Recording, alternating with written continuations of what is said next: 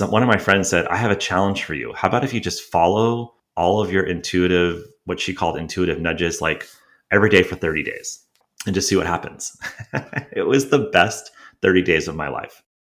What if there are things we never had the opportunity to learn? We've all been to school or training, but there are things they never taught us that actually make a powerful difference in life. I'm here to share with you all the pieces you've been missing: mindset, health, success, and more. And we'll all learn together from guests along the way. We may not have learned it the traditional way, but oh my goodness, let's keep learning how to do things differently. OMG. Hello, my friends. Happy to be back with you again today. Let me ask you, have you ever been in a situation where you're thinking of a major change in your life? You're not quite sure what to do about it. What did you end up deciding? Because I'm assuming the answer to that is yes. What were the challenging parts? Did you trust your gut in order to deal with that? We've talked about intuition and gut feeling on this podcast before, and that's because it's powerful and because there are a lot of instances in life where we have to make a big decision or want to, and this really matters. So today we're talking about this with David Richards, my guest. His life mission is to help change makers usher in new paradigms for learning and leadership. He's the founder and CEO of Changemaker Micro Schools, which is a network of innovative, love-based micro schools. And you know, I used to be a teacher, so I'm always fascinated with things like that. And he also coaches leaders through his Wise Warrior program and his podcast, Changemaker Edu. He has worked in education reform for over 25 years as a teacher, a principal, a founder of several schools with nationally recognized Summit Public Schools and Growth Public Schools, and really just dedicated his life to helping people connect with the intuitive leader within themselves. He lives in California with his family. And so I just want to say, welcome, David. Thank you for having me. I'm excited to have the conversation. I am too. I think this is going to be very interesting. So let's start by leaning in to the idea of OMG Teach Me, which is that there are some powerful, important things that maybe we didn't learn in school or we wish we had learned in school. So what is one of those for you? Yeah, it's funny. When I was thinking about this question, I'm like, okay, don't go on your soapbox because this is what I spend all the time talking about. I really wish schools could do this. But what I will say is that my answer is going to be what we're creating with Changemaker Micro Schools. So that's good. And we can talk about that. But what I would really focus on is in emotional intelligence. We're creating what I'm calling the mind, body, soul, or the MBS curriculum. So I'd really help young people understand that how to manage their mindset. A lot of what you talk about in the podcast, honestly, like how to manage your mindset. You know, what does it mean to be emotionally intelligent? That's like kind of the mind part. And then the body part is, really understanding how nutrition and exercise and diet and your body, how it affects your mood and your health and all that stuff that, like, wouldn't that be amazing if we had that in school and kind of revamping the PE programs? And then finally, the soul is really what we're talking about today, is like really understanding that there's something bigger than you and that your intuition or your gut or your instincts can really guide you in your life and your decision making. And those are all the things we're going to do with these micro schools that we have across the country. I love it. And even taking just that one simple piece of what you just said, because I agree with all of that. One simple piece, just emotional intelligence. In school, there's, and I never want this to sound, by the way, like I'm being negative about schools. I taught for 12 years. There are just things that we haven't quite gotten in there, Yeah. Realize later. But emotional intelligence is just, I can't think of ever a time I heard that term until probably when I was working or looking for a job or something like that. So yeah, that's a big deal. Absolutely. And that's the same. It was the same for me. Yeah. Imagine teenagers, and I'm sure you have imagined this, understanding emotional intelligence and being able to just relate to each other in such a different way. It's cool to think about. Absolutely. Yeah. And I was just going to say that it was the same for me. I didn't really learn anything about emotional intelligence until I was in my 30s and as a teacher.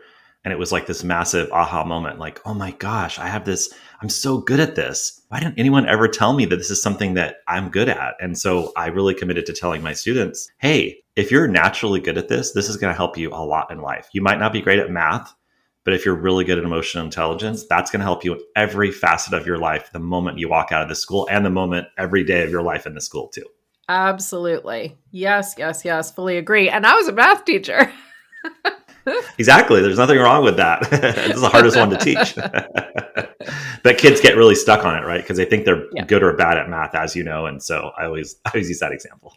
Yeah, it's really a good example because of course you can get through life without being good at math. Does it help? Well, yeah, but it doesn't end up changing the course of someone's life in such an extreme way. Yeah. So, let's kind of dive into this a little bit further because what I was wanting to ask you about and kind of where we're going to take this conversation is related to what you're doing. You left an executive job to go and start a school. So, tell us how that happened. Yeah, there's actually two moments in my life that are tied in with big choices that are tied to emotional intelligence and like intuition. And so there's two, I'll tell you both phases and how I ended up with the starting my own school and the executive story. So the first one was I was working in Washington, D.C., and I'd been there for a while and I had a really great job 2 blocks from the White House. I was corporate banker, 3-piece suit. And, being from California, it was like, oh, this is great. Like I've made it. I'm in Washington, D.C., and I'm in the middle of, all these amazing things. And right around that time when I was turning 30, I found this book by Martha Beck. So I don't know if you've heard of Martha Beck, but she's kind of one of the original life coaches.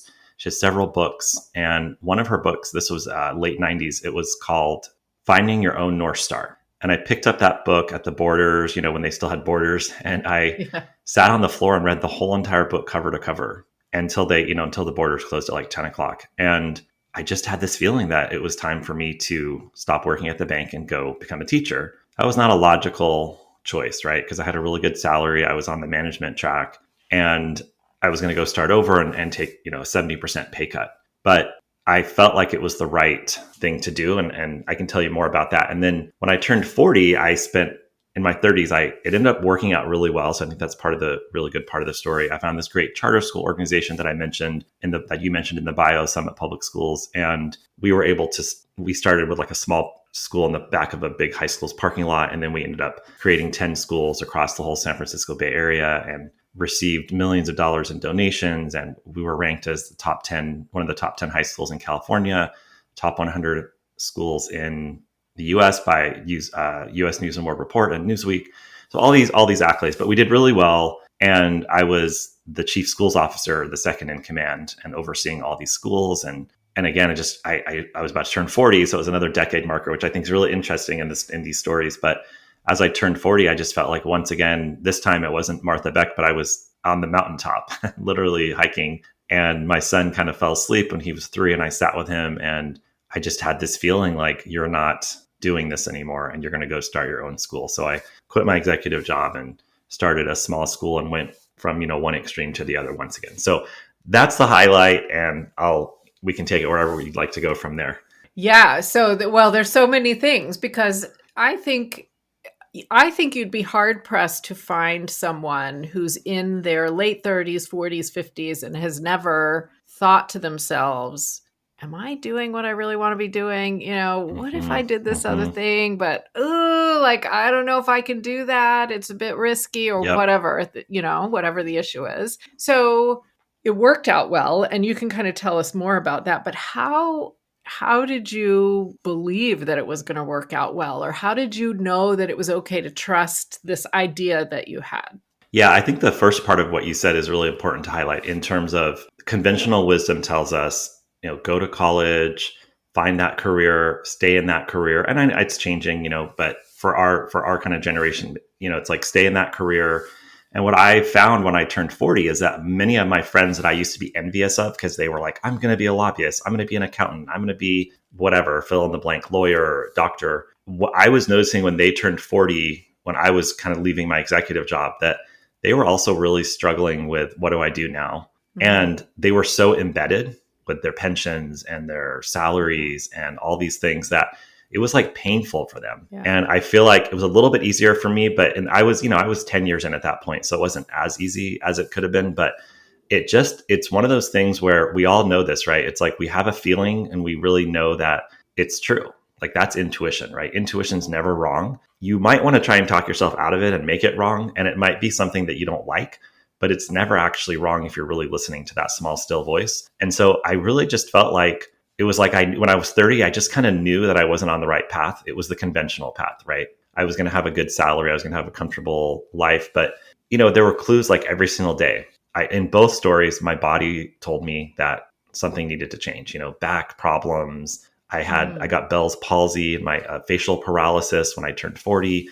So there were all these little clues that we ignore all the time. And then there were some real massive clues like you're miserable physically, like your back's always hurting, you're not sleeping well, you're just not happy. And what we do is we override all of those feelings and we override those clues and we just keep going. And eventually it catches up with us. And typically in this story, you hear stories about like, I had a nervous breakdown or I threw out my back, and there's some sort of like big change because the universe is basically saying to you, you're ready to change. Like this is not who you are. This is not your true nature. This is not really what you were meant to do on this planet.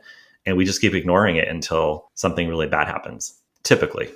Yeah, no, you're right. And the back one, though, is interesting because I was imagining you were going to say, has a heart attack or something like that, which obviously could Right. happen, but it's much more severe. Yeah. But it's interesting to think there might be something that is just off or painful in our bodies that might be telling us that we might need to change something. Yeah. Yeah. I don't know. Well, I guess when it adds up is when you recognize it. And as you're saying this, I'm remembering I was working in a corporate job for almost 8 years when I had my kids. And I was really wanting some flexibility in my schedule. And I was spending a lot of time trying to figure out how to do that. And that's when I ended up switching to teaching. And I'm sitting here trying to remember now, like that was for me a big risk at the time. And how did I'm going to have to work on it. I can't figure out how did I know to do that or know it was okay. But I think it had to be somewhat intuition based. It had to be. Exactly. And you didn't realize it. Yeah. So for me, when I was 30, I did not realize that I was following intuition, but when I looked back on it, because I started taking all these classes and kind of learning about it when I turned 40, and I was like, oh, I know what I'm doing now.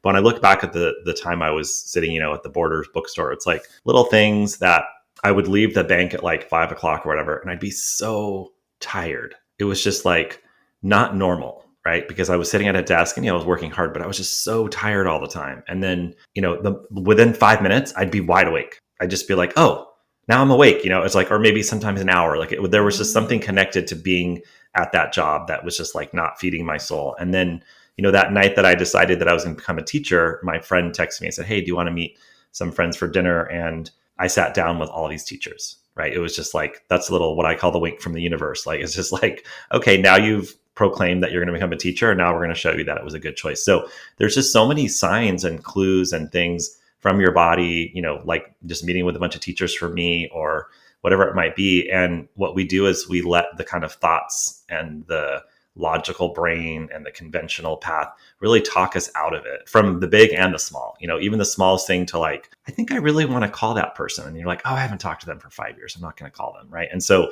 we're just constantly logically talking ourselves out of what our intuition is telling us. And if you really think about our society and how we're taught in school and in life, is that nobody really tells you how to do that, or that it's actually a good idea to follow your intuition. So one thing I did, I always tell this story, is for 30 days straight, about a little less than 10 years ago, when I was really starting to learn about this and understand it, because I, like you said, you had some intuitive feelings when you switched to teaching. I kind of knew it, but I didn't really understand it. And so when I was really starting to dive deep into it, one of my friends said, I have a challenge for you. How about if you just follow all of your intuitive, what she called intuitive nudges, like every day for 30 days and just see what happens.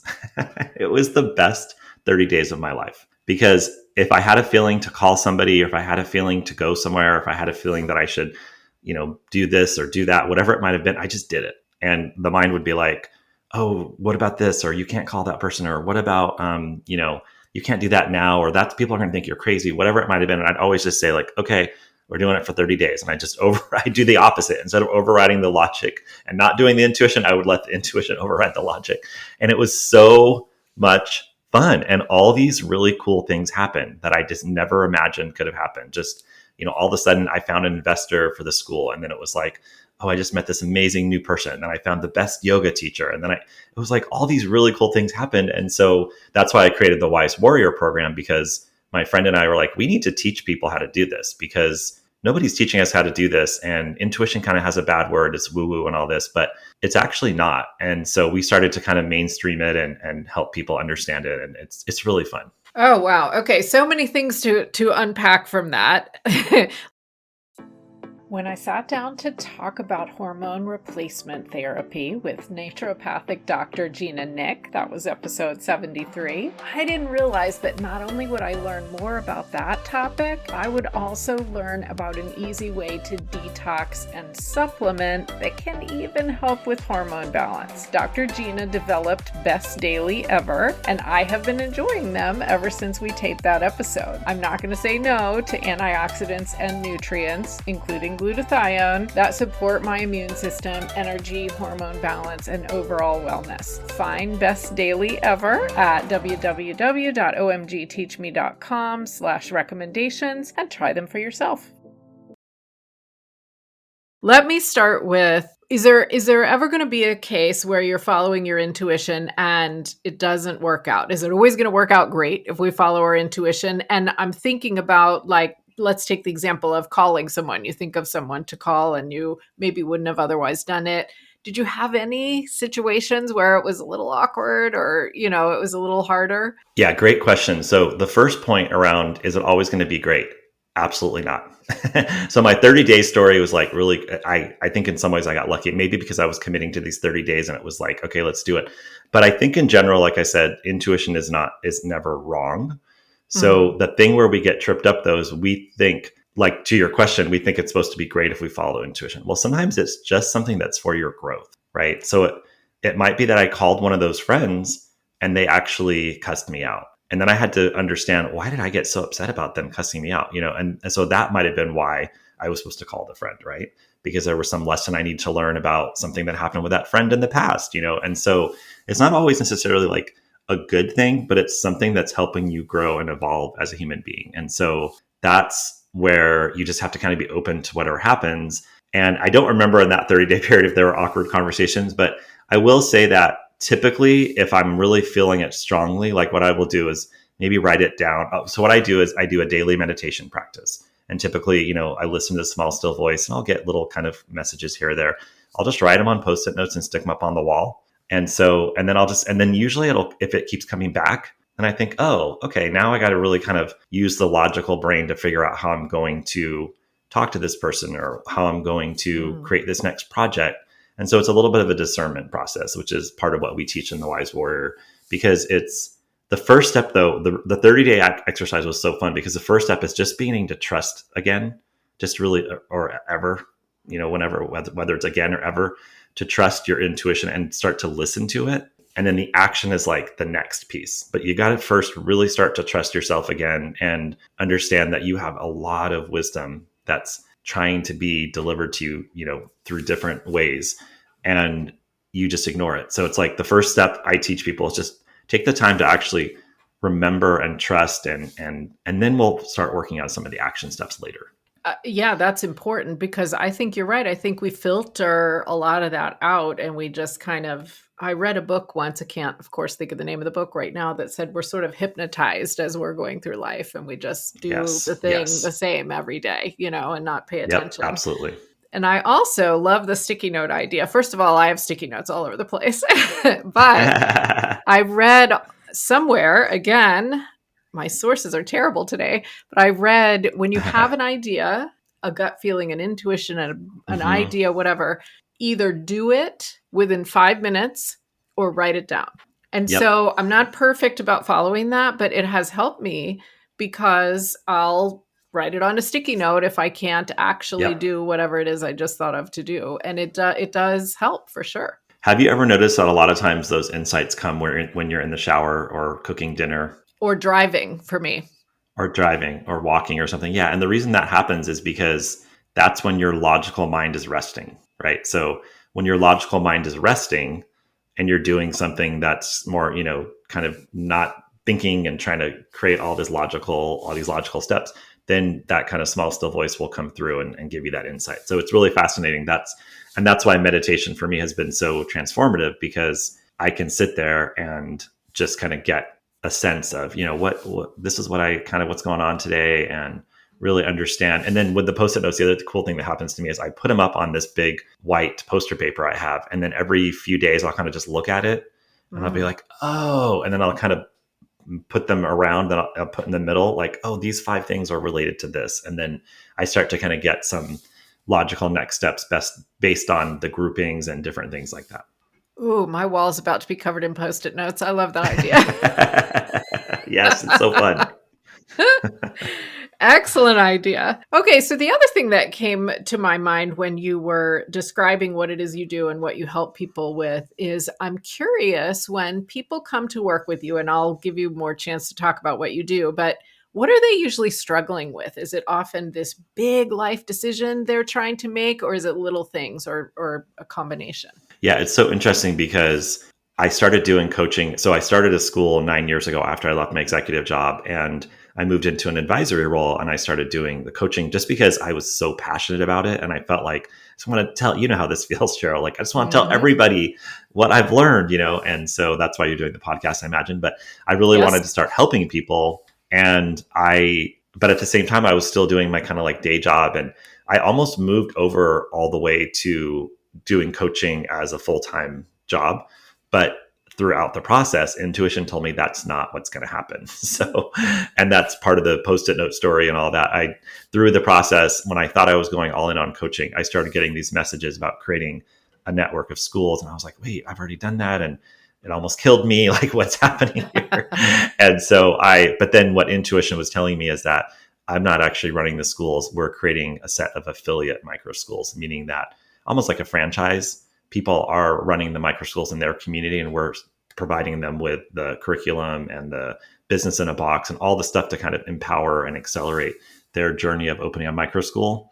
And so it was through that process that I stopped coaching as much as I used to. But this is a long answer to your question. That's okay. So different people come to me for different reasons. But when I first started coaching, most of my clients were principals or school executives that were supposedly trying to get help on strategic planning and people management, all the tactical things we need to deal with as leaders. But inevitably, by session 2 or 3, we were talking about intuition, and we were talking about trusting yourself and your life path, and it kind of became life coaching.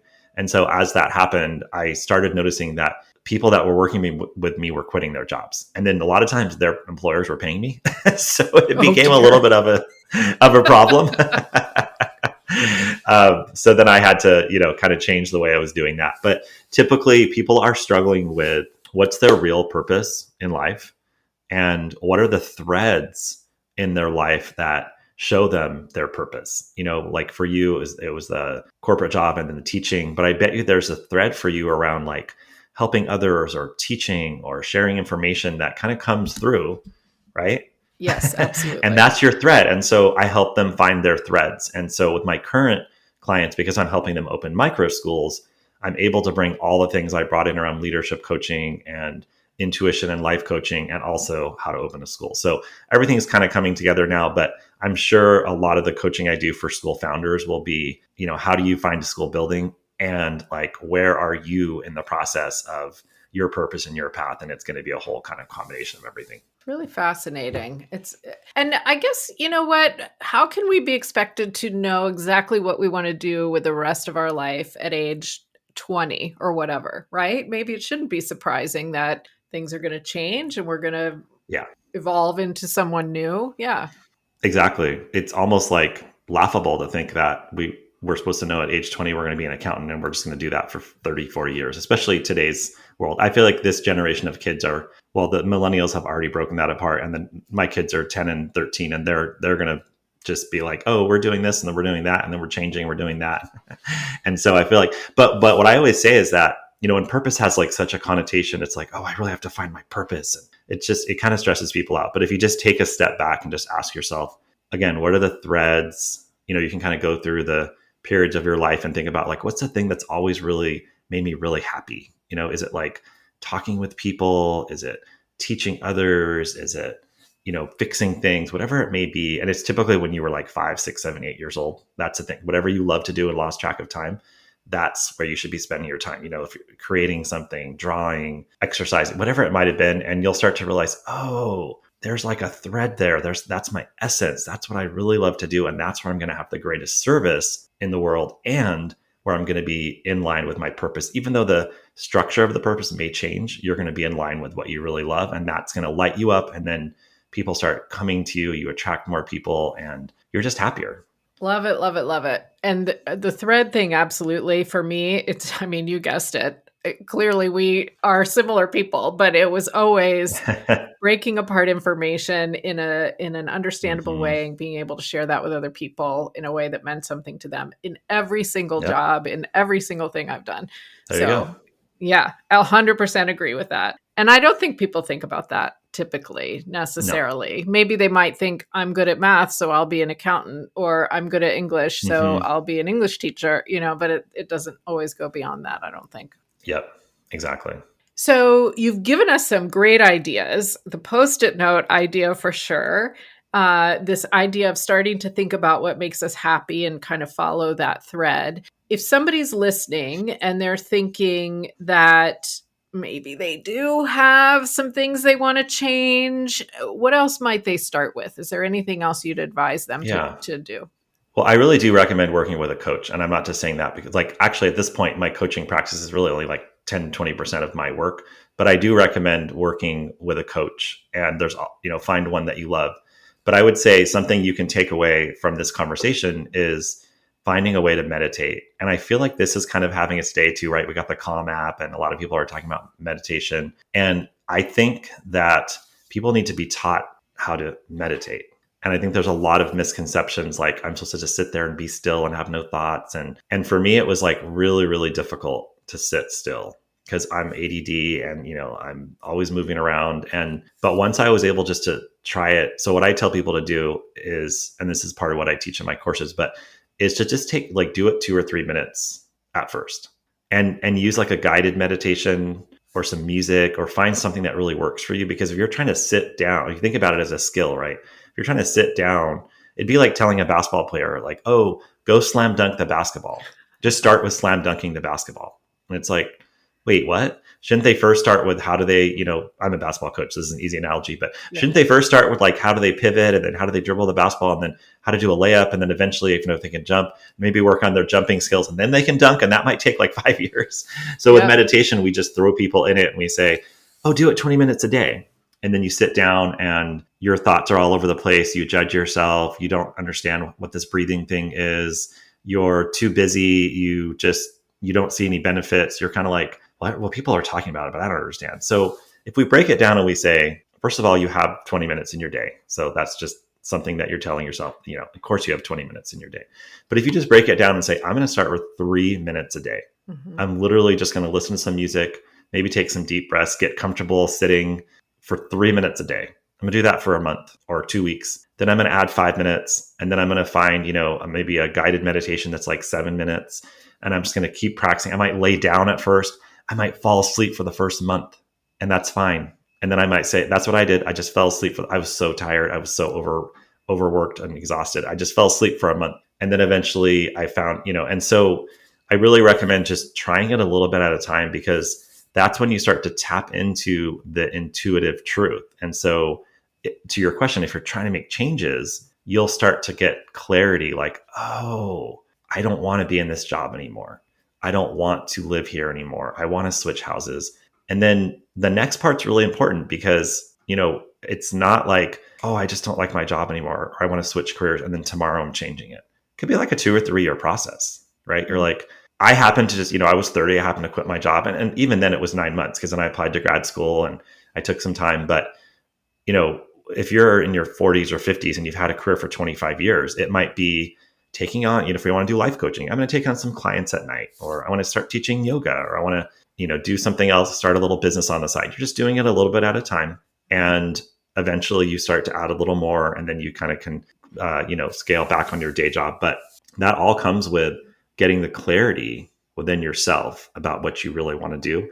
And without slowing down, you're not going to get that clear, or it's going to be harder to hear it. Right. And so, like I said, doing the dishes and taking a shower and going for a walk and other things like that will help you get in touch with that kind of intuitive voice.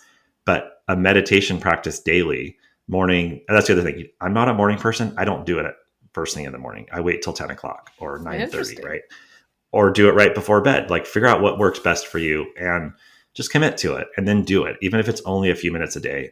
And most importantly, this is the one that I always say about meditation. Do not judge yourself if it's not going well. If you sit there and you sleep, that's great. Maybe you needed to take a nap. If you sit there and your mind is racing 100 miles per minute, that's great, because maybe you needed to let your mind race. And then you just keep doing it and you keep doing it. And eventually you start to see what works for you. And you will see, I've done courses with people, like one guy I followed, he did an hour a day for 6 months. And he's like, tell me how your life changed. An hour a day in a group meditation, everybody's life massively changed. So even just 20 minutes a day will change your life. And that's incredible, because there are apps out there, of course, to help, but you don't need anything. It's free. You can just try it, right? I actually have an episode, and I'm going to put the link in the show notes. It was episode 58. So going back a little ways, we talked about meditation, and we went, I always geek out on the science of it. We went into the brain science of it, which is not today's topic, so they go well together.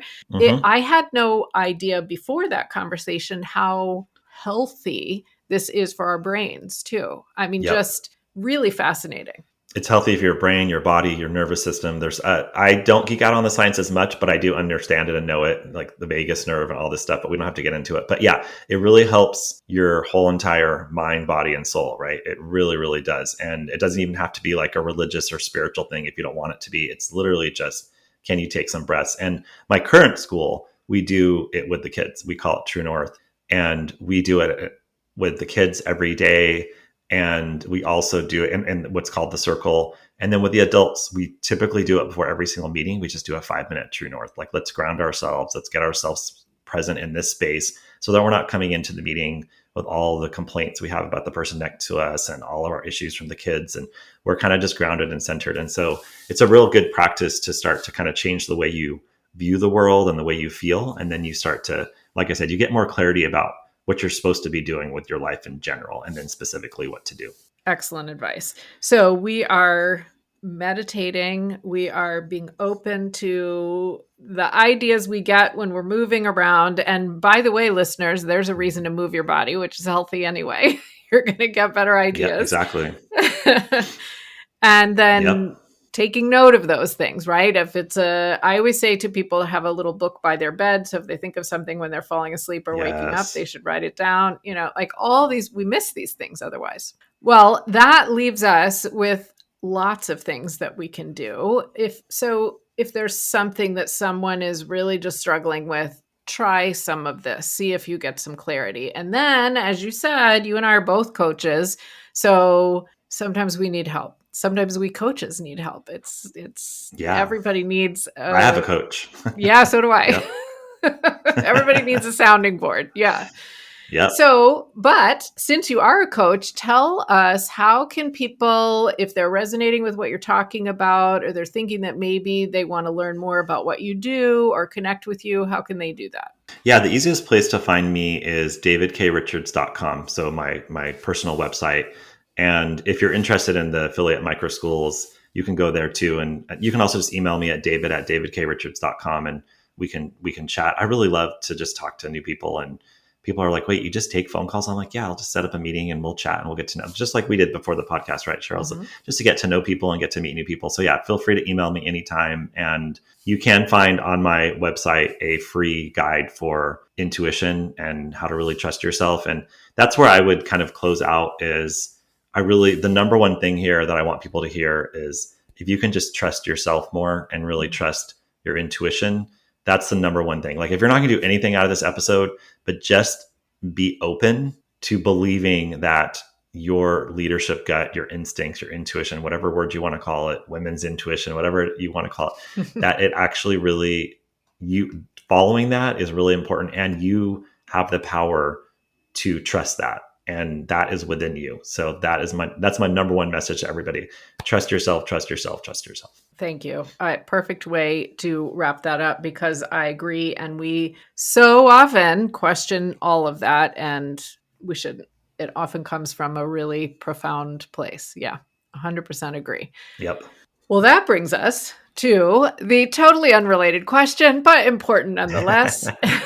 So, Spotify and Amazon Music both, we have a nostalgia playlist that I always allow a guest to add a song to. So, tell us, what is a song that has good memories attached to it for you, or a feeling of nostalgia? Well, it's funny because this is actually probably tied to intuition. As you were talking, I'm like, oh, wait, this is tied. So the song I chose is Landslide by Fleetwood Mac. And for years and years and years, anytime I'm just needing inspiration or just want to like feel connected to something, to my heart or in general, I always play that song. And I did see them live at the Hollywood Bowl in the 90s when they did their reunion tour. And I absolutely love that song. And I still to this day, and I think the Dixie Chicks, or the Chicks now they're called, they redid it. So it's a great song. I love it. I love Fleetwood Mac, and I love that song, and it's now playing in my head. Excellent choice. Such a great message if you listen to it. Yeah. Yeah, music is a powerful thing. And sometimes it's the words, and sometimes it's just the beat or the vibration of it. So yeah, absolutely. Well, David, this has been a great conversation. I think people are definitely going to take away some really helpful information. So thank you for joining me. Thank you for having me. It was fun. Excellent. I hope you enjoyed today's episode. OMG, make sure to follow OMG Teach Me in your favorite podcast app so you get all the goodies. And if you're just finding this podcast and you're kind of wondering where to start, I have a curated mini series for you to help you stop self-sabotaging, because we all do it. So head over to www.omgteachme.com and sign up when you get the pop-up box. We may not have learned all these things in school, but they sure are powerful now.